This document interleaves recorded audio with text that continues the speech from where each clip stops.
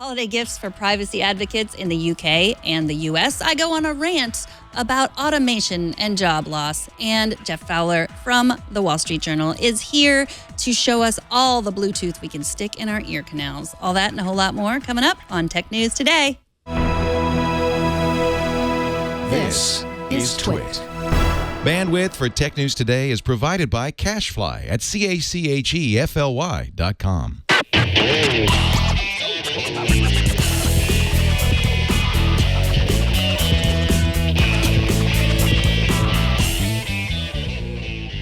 This is Tech News Today, episode 1666, recorded Wednesday, December 21st, 2016.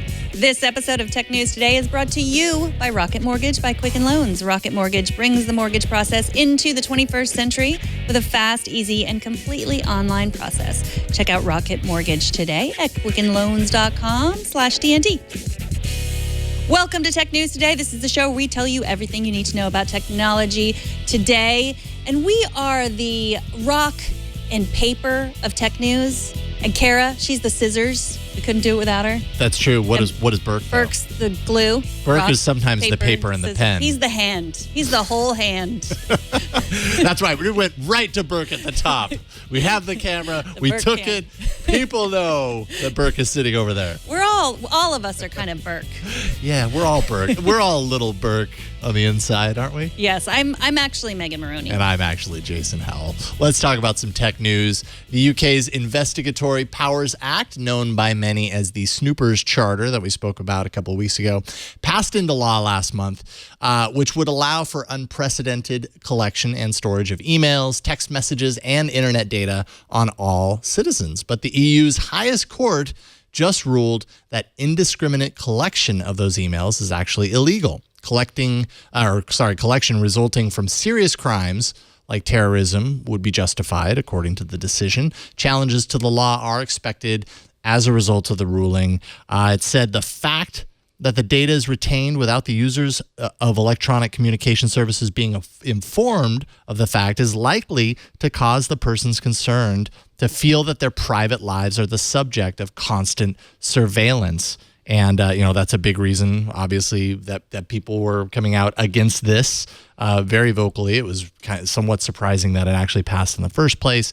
This doesn't necessarily mean that it's going away entirely. There are parts that are surviving. And actually, once the UK leaves the EU, because of this thing we know of called Brexit, once that all kind of takes place, this very well could all be revisited and take on another life of its own. Yeah, and reading the Guardian story, there's some sort of Brexit irony here that I don't really understand. I think this idea was brought by a Brexit guy. So a proponent of Brexit. But now they're getting separated. So yeah, it's Got to keep them separated.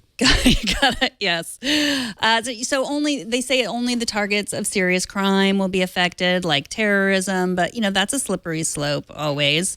And the case, like you said, it returns to the Court of Appeals. So this might not be over. Yeah. But it's good news. It is good news. Yeah. I mean, it's kind of in the world of technology and security where we're kind of getting used to hearing about these things. And we're going to talk about another aspect of this encryption. We're getting used to hearing about all of these rights that we've come to assume over the years kind of being pushed against in the air of expanding the security for reasons like terrorism or whatever.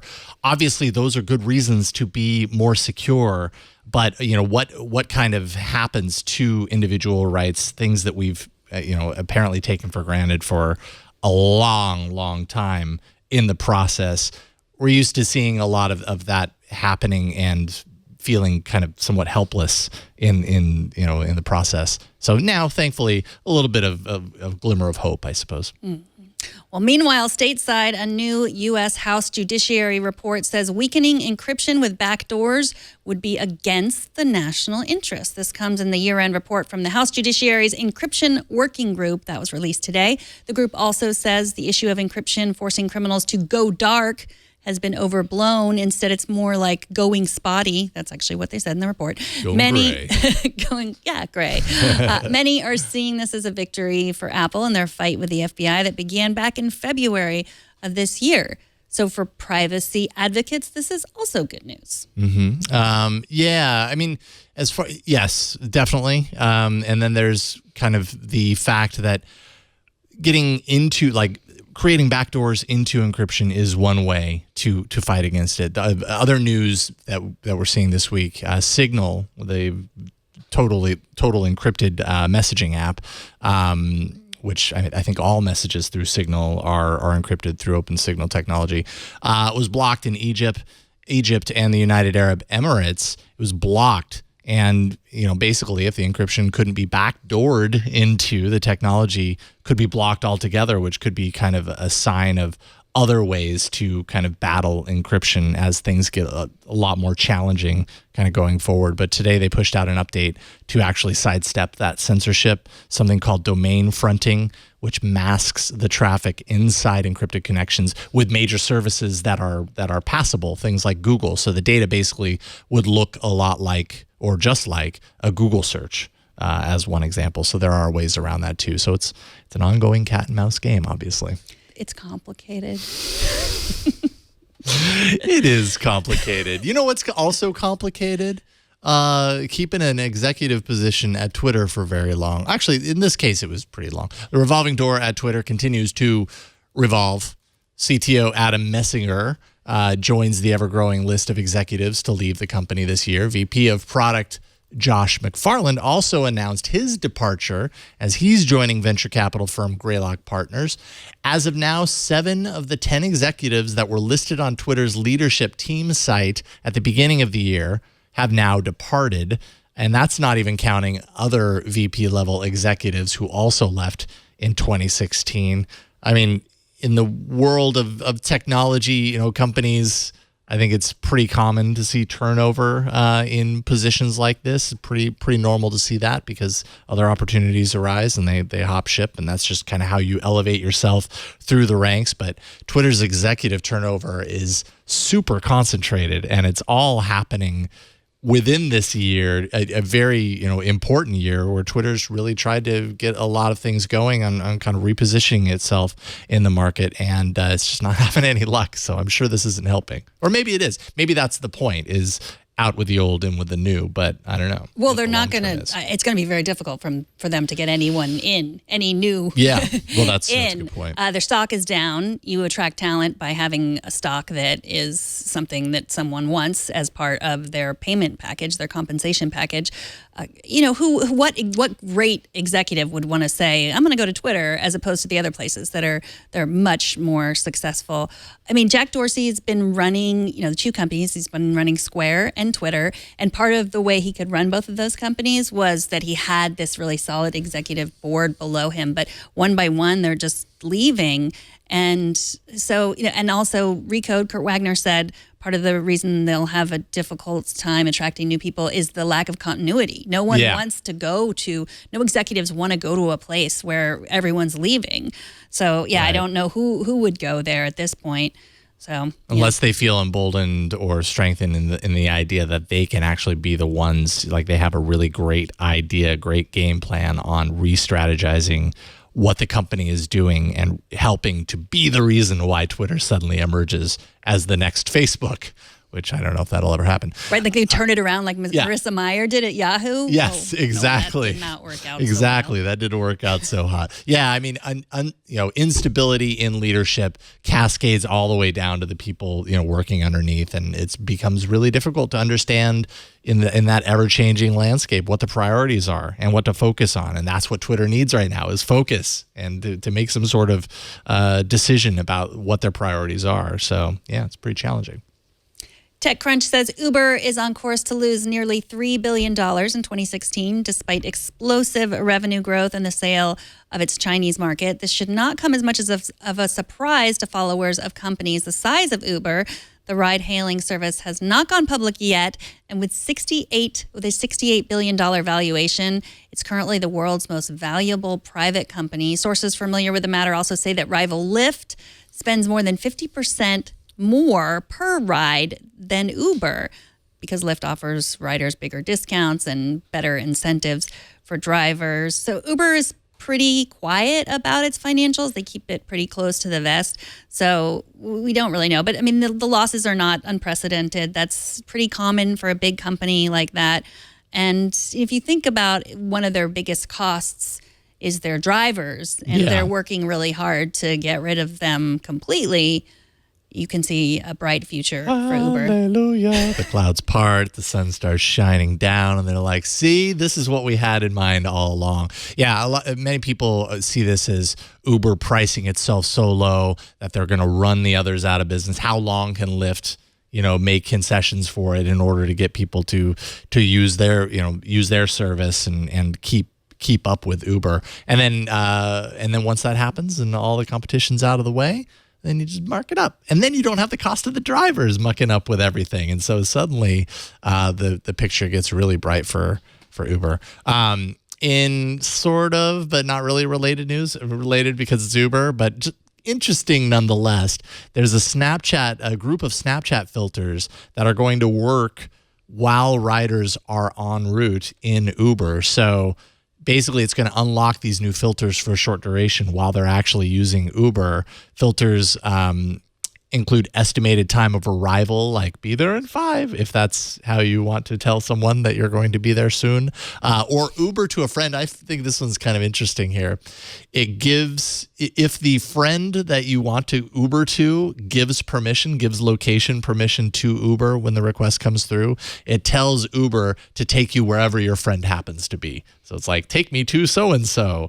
Obviously, there's a little bit of permission that has to happen there, but I don't know how many people are riding around in Ubers, wanting to do special Snapchat filters, but there you go. Yeah, it would be cool and a great stunt for Uber. I'm surprised they didn't ask me to have the drivers use the filters in the self-driving Ubers, since they're not really needed. Yeah, so they can do filters. Yeah, use filters and show how the future of self-driving cars when you can just use Snapchat filters. Oh man, in the future, we will be relieved of this horrible, laborious task of driving, so that we can send Snapchat filters.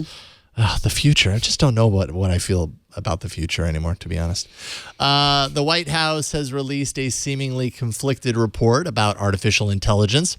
Conflicted because on one hand, the report concludes that millions of jobs occupied by lower skilled workers will in fact be replaced by AI, leading to a widening divide in socioeconomic classes. On the other hand, AI will ultimately lead to a better economy with more efficient production of goods, higher average wages, and fewer hours for workers. Overall, the report says that more artificial intelligence is needed to improve and grow the economy. What do you think? I think this is a lot of what we've been saying all year long. This is going to happen. Jobs will be automated. It's a sort of a situation of, a lot of people are going to lose, and then a lot of people are going to win, and the winners are not going to write checks to the losers. I got that from an economics textbook. That wasn't my own line, but That's good. But what I mean by that is, our economy will be better, and yet a lot of people who drive trucks and other things that people do that I know people are listening to right, that those jobs might go away. So what this report says is we need to expand access to education. That's really important. And it's not too late, I don't think, for anyone in this sense. And they need to assist U.S. workers to assimilate to these different jobs. They need to help. It's not just like, oh yeah, you've been driving an Uber. Let me introduce you to this, let me introduce you to this person that works for Google and, writes algorithms for AI. Like that's not the way it's going to work, but we need to figure out how it's going to work. The report is really interesting. I didn't read all 50 pages of it. It's a long report. Yeah. It is, but it gets at a lot of the stuff that I am fascinated with, a lot of the history of how our technology is not new. It's been changing the way we live for hundreds of years. In the 19th century, technology helped lower class workers. Those were the people who benefited from the new technology. But now it's the opposite. It's helping highly skilled workers. So yeah, we got to figure out a way to adjust to this new economy, because I think that we would be wrong to say I want to stop AI. I want people to always drive trucks. I don't want automation of jobs, because we're all eventually going to be happier with this more automation. There will be negatives, of course, but I think overall, I wonder if we will be happier. I don't know. I mean, I don't. I mean, yeah, it's the future, but Right. I love looking forward into the future and everything. There've got to be other influences that, I just don't see it as necessarily a utopia. I just see it as different. And on the Burke cam, we should make sure and cut to Burke because he says that he welcomes RoboPrompter. Yes, Burke will be happier. He will be able to do, I don't know, make things out of Sugru instead of running our prompter. That's automation. It probably already exists. Someone just needs to figure out how to get it on there. But, would you like to go back to living on a farm, living in an agrarian society? Like that was wonderful for many people. It was horrible for a lot of the people. Picking the cotton and not getting paid for it. So, it's a mixed bag. Yeah, it's just different. Let's just say. No, the rope. Are we done talking about this? Because I could go on. I'm just saying, like the people that working in Foxconn, like with dangerous chemicals and get in bad working conditions. Like it would be much better for that person if a robot had their job, and then hopefully they would get a better job somehow. Yeah, I would absolutely agree with that. Hopefully they will get a better job. That's the other part of it. Some of them won't. Yeah, some there's of them always won't, that and some aspect. of them will. Yeah, I'm done. I'm done too.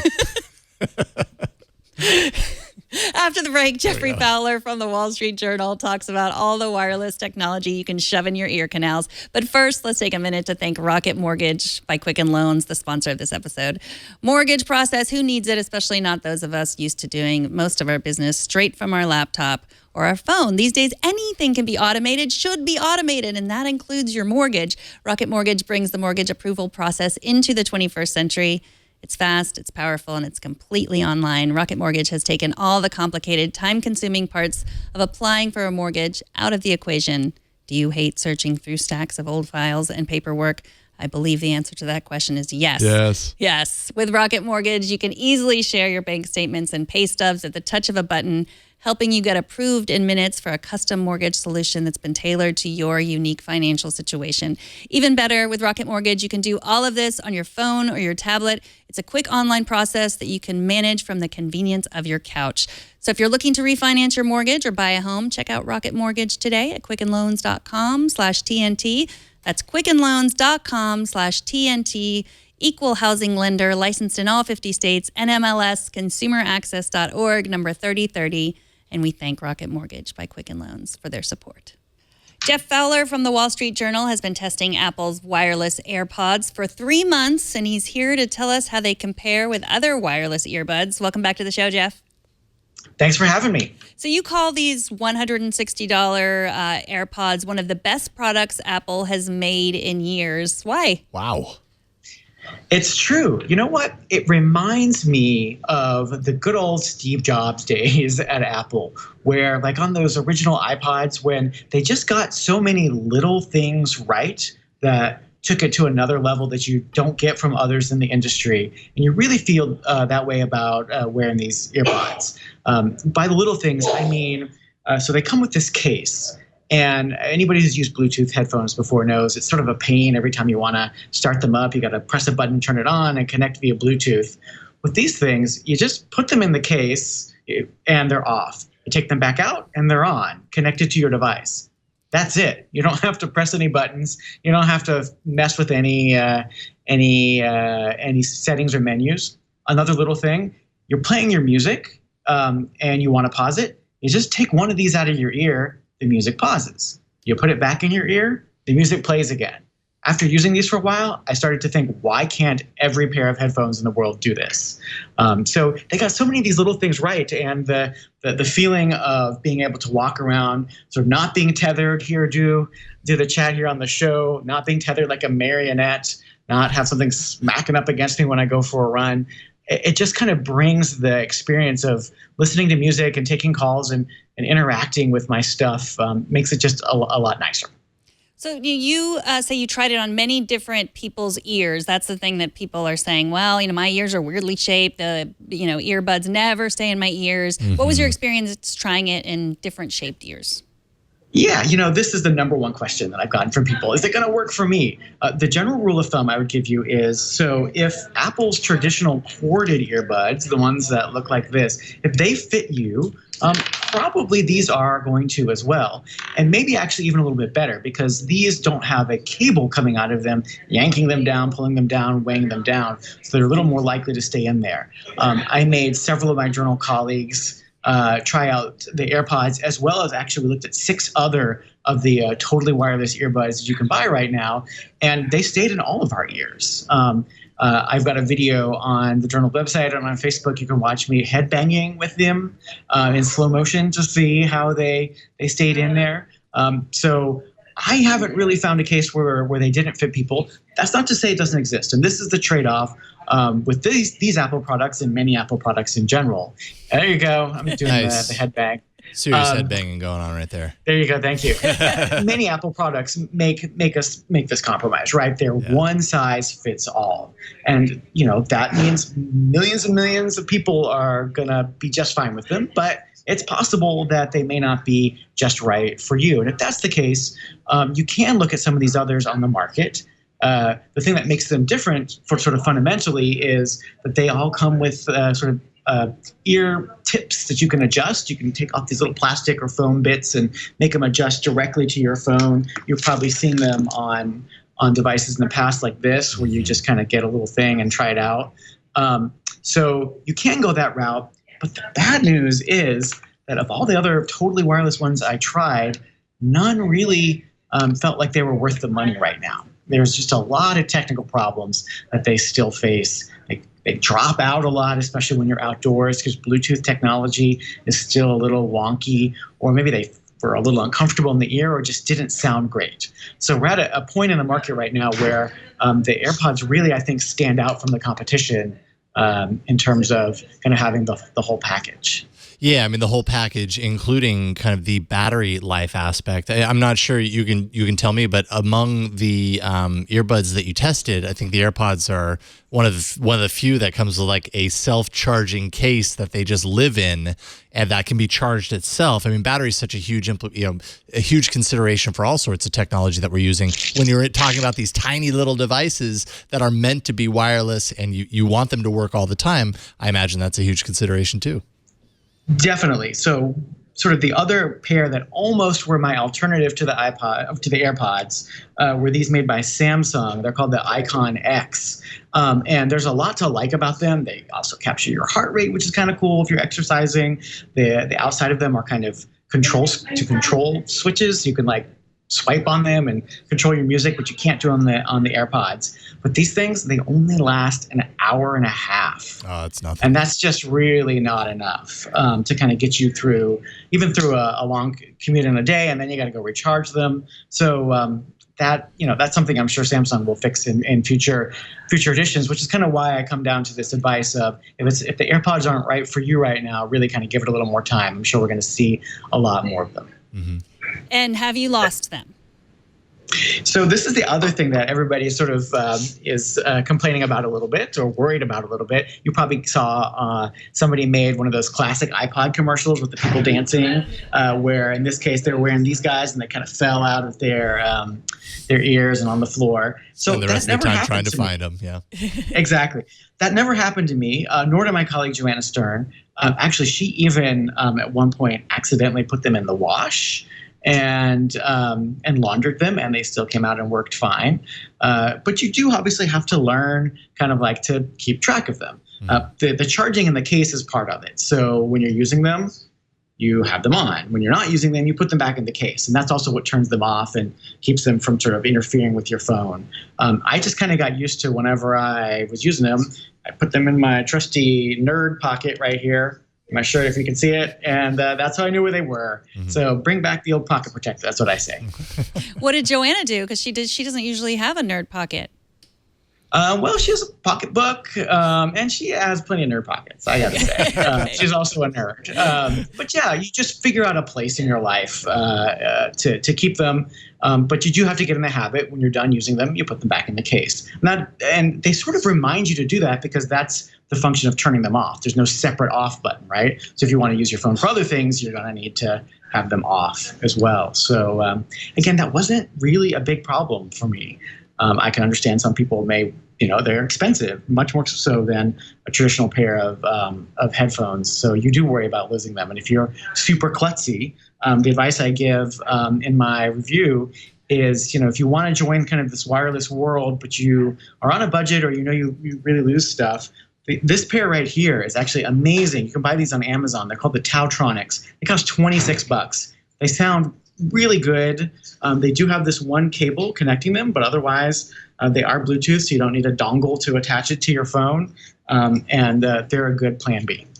So you said that you only need to charge the case about once a week. Did you find that's what Apple says? Was that accurate in your testing? That's totally accurate. Yeah, I mean, that was one of the sort of the joys of these. So it's obviously annoying to have to charge yet one more thing in your life. I don't know about you guys, but I have this little shrine next to my bed where every night I go and I plug in all of my things. You're going to plug in your watch, plug in your phone, plug in your tablet, you name it. So now you got another thing to plug in. But at least with these, you don't actually have to do it every night. You can just do it every once in a while when you think about it, when you remember it, which could be once a week or even less often, depending on how much you're using the earpods. Because again, every time they go back into the case, they're charging themselves based on the battery in here, which was a very smart thing for Apple to do. So not for people on a budget, but did you have any other negatives? I hear a lot of positives. Were there any other negatives to them? Yeah, so there were some missed opportunities for Apple. For example, there's sort of the whole AirPod itself is a button. You tap twice on it, and it'll summon Siri. Won't do it now because we're talking to each other, and we don't need her to join our conversation. So that's how you get her in, or if you want to take a call. But you can't do more advanced things just by touching. So, for example, you're listening to a song, you got a playlist up, and you don't want to hear that right now. You want to skip to the next one. The only way to do that would be to summon Siri, ask her to skip to the next one, and then wait for that to happen. So that's a little bit annoying for some people. I have to say, though, after having used some of the other ones that do have controls built into the headset itself, there's this pair. Let me get them out of my bag of headphones here. This is a pair made by Braggy called the Headphone. They were one of the first people to come out with these totally wireless earbuds. They've got, I don't know if you guys can see that there. They've got all these tiny little buttons on the outside of the headphone, which do let you control things if you want to. But think about the act of like trying to push on buttons on your ear. It doesn't really work super well, and also it's not super comfortable. So I think there might be an opportunity to do more there. So that's one missed opportunity. The other big missed opportunity for Apple is some kind of Find My AirPods function. These are all Bluetooth devices, and we know that you can use Bluetooth to help you locate things. So you tell you how far away you are from them. If they did fall in the sofa cushion or wherever. I have a hunch, and this is not based on anything, that that's the kind of thing Apple might be able to bring out in the future, maybe with a software upgrade. Certainly, I've heard some of the competitors here working on stuff like that. There's a pair called the Alpha Skybuds. That's another AirPod competitor, and they say that they are working on that function for theirs right now. So if they're a startup, if they can do it, I'm sure Apple could do it too if they wanted. Mm-hmm. For sure. Yeah, I have a pair of Studio 66. They're the BTS Sport, and they're the over-the-ear, which I like because I don't always love shoving things all the way inside my ear. And they have GPS on them, so I can use my phone to find them. So obviously, I think that you're probably right. They're just waiting for a version 2, something to hold out for version 2, I guess. Yeah. Well, Joanna, I've read her tweets, and she said that people stare at her in the subway a lot wearing them. And that's coming from a woman who often wears a helmet cam and to do her videos. So how about you? Are you getting weird looks? Yeah.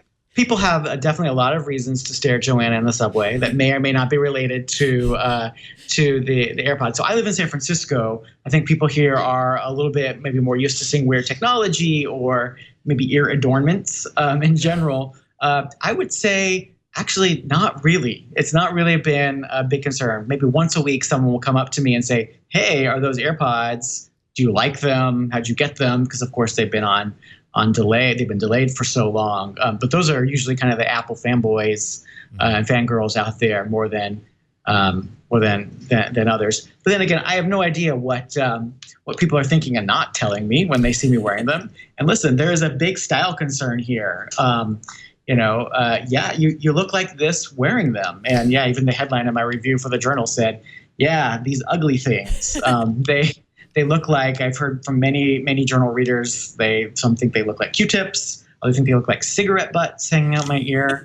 You name it. I think we're going to get over it, though. I think Apple has the cultural power, and also these things work well enough that people are going to want them, and then it's just going to seem kind of like a normal thing again. Mm-hmm. I think by this time next year, everyone will be doing their Skype interviews with AirPods. Everyone. Everyone. There you go.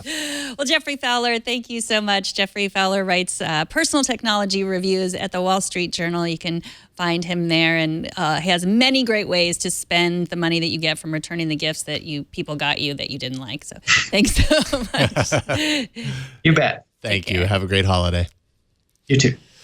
All right, we got some feedback. Stephen wrote in about information sharing between Facebook and WhatsApp that we spoke about yesterday. He says, what I've recently seen is that they do this with their Instagram app as well. I've seen suggestions in Instagram of friends on Facebook and never really thought much about it. I have not linked the accounts in either application. I do not post my Instagram photos to Facebook from inside the app. I just assumed it was because both accounts were created using the same email address. I just recently added a second account on Instagram for a team I am on, and now see the same Facebook friends showing up as suggestions while using this team account and not my personal account. The accounts have not been linked. The only thing I can see here is that I have Facebook on my phone, and they must be accessing my friend data without my permission. It just goes to show Facebook is not concerned with user privacy until they are caught and called out for misusing their data. It's hard to know exactly how they're doing it, but what you're illustrating there kind of proves what my point was yesterday, which is how ridiculous it is for us to believe Facebook when they said there's no way to link these things. It's pretty darn simple to do it, particularly if you've got the app for both installed on your phone. And, Facebook's really good at recognizing when you've logged in with a certain email address to one of their properties and kind of including that into your profile. So now going forward, that's part of kind of how it links you up to other people and other connections and everything. A lot of that goes on behind the scenes, and I think you just kind of never even know that it does. It just happens. I bet there is somewhere in their legalese that's saying, you're giving that it's okay for them to do this. Right. Yeah. But I do get that all the time. Like your Facebook friend is on Instagram, your Instagram friend is on Facebook. I get it with Twitter too. Yeah. I mean, that's a really good point. I mean, the terms and conditions, all that stuff that you say okay to that you probably didn't read. I don't really read it myself either because it's a wall of text. It's probably buried somewhere in there. So without permission, probably not accurate. You just didn't know you gave them permission is probably more accurate. Right. And I'm very impressed with anyone who's never used Facebook to sign into a different app because it's so easy. And, and that's how they get you, right? Yeah, it says they have access to your contacts and you're just like, but I don't want to fill out another. I don't want to come up with a new password and a new ID and fill out my address if they'd ask. Yeah, it's the whole process. So good for you if you've never done that. I appreciate it if you're in my contacts. TNT's fan of the day is Bianca Santori on Twitter, who says, I actually have never seen the live stream. I listened to the podcast while I sew. Works for me. I love Works it. for us. We have people mowing lawns, driving trucks, sewing. It's amazing. Hey, we've got that Bose speaker at home too. It's a good little speaker. Huh. Yeah. I bet it makes us look really good, that speaker. That makes us look really good, yes. Show us how you watch or listen to TNT. Just record a video or take a picture of yourself or your setup and post it on Instagram, Google+, Twitter, or Facebook. Use the hashtag HowIWatchTNT and we will find it.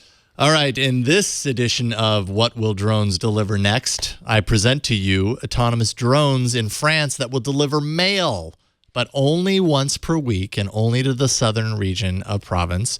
The drones have a range of around 12.4 miles. It can carry up to 3 kilograms at around 18.6 miles per hour. And in case there's an emergency of any sort, it's packing a parachute just in case.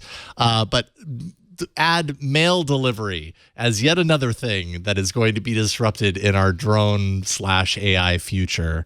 Even mail people are going to be put out of work. I really like my mail carrier. And in fact, I still send out holiday cards every year through the mail. Didn't you get mine? I did get yours, actually. And I felt instantly guilty because I'm so bad at holiday cards. It is, it's old fashioned, but my neighbor, who we're also friends with, I didn't know what her physical address was.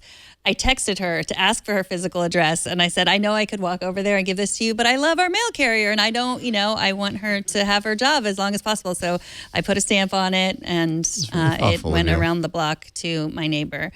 So I'm doing my part. Yeah. My holiday cards will never be sent by drone.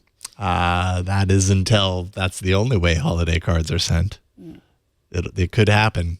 I'm just saying, a lot can happen in the course of a lifetime. Well, all I can say is that drone can tear my holiday cards out of my cold, dead hands. And it might just do that. TNT records live every Monday through Friday at 4 p.m. Pacific, 7 p.m. Eastern, 11 p.m. UTC at twit.tv/live. You can be a part of the show by emailing us at tnt@twit.tv. You can also leave us a short voicemail at 260-TNT-SHOW, and you can find us on Twitter at TechNewsTodayTV. Find all the ways to subscribe to our show at twit.tv/TNT. And if you are already subscribed, help your friends subscribe. Just, take their iPad, take their laptop, you're going to give it back. Just take it temporarily, subscribe to our show, and then give it back. They'll thank you or they won't. If they don't thank you, then tweet at me. I'm at Megan Maroney. Yeah, it's like they've fallen and they can't get up unless you give them our podcast. That's how it works. I'm at Jason Howell on Twitter. Thanks to our technical director, Garrett Cole. Thanks to Burke for helping out here in the studio. Thanks to Kevin for editing the show. And thanks to you for talking tech with us today. We'll miss you tomorrow, Megan. Yes, this is your last episode for the week. My last episode for the week. And so my last live episode for the year. Yes. I'll see you again on January 3rd. Sounds good. We'll see you then, and I will see you tomorrow. Bye, everyone.